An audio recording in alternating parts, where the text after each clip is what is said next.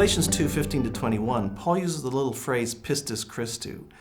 And it's debated as to what that phrase means, because it can be translated legitimately in two different ways with two completely different meanings.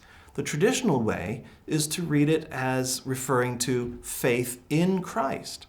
And in that reading, what Paul is talking about is righteousness coming to us either through our works of obedience to the law or through our faith in Christ. And of course, in this reading, it's about our faith in Christ.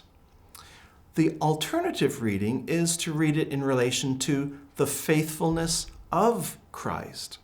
And in this view, the passage 15-21 of chapter 2 reads a little bit differently. Paul still talks about our faith in Christ in that verse, but he also uses this little phrase, the faithfulness of Christ. So he's doing two different things.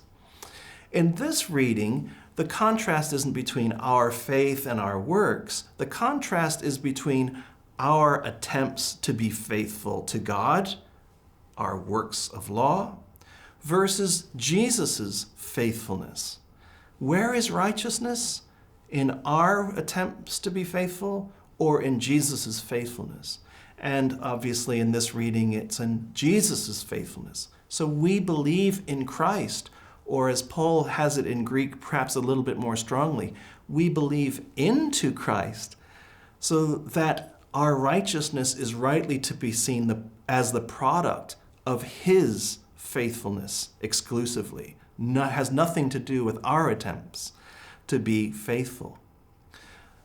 But then in verse 17 of this chapter, he asks, does that make Christ the servant of sin? If it's all about the faithfulness of Christ in this reading, then it doesn't matter what I do in my life.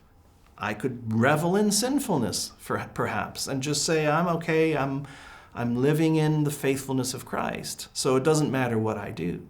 And Paul says, no.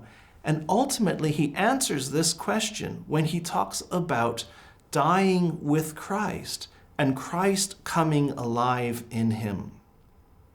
So he says, it is no longer I who live, but Christ who lives in me. And the life that I live in the flesh, I live in the faithfulness of the Son of God who loved me and gave himself for me. It's this dimension of Christ's faithfulness coming alive in me that Paul uses to answer the question, is Christ a servant of sin? No, he's not, because Christ comes alive.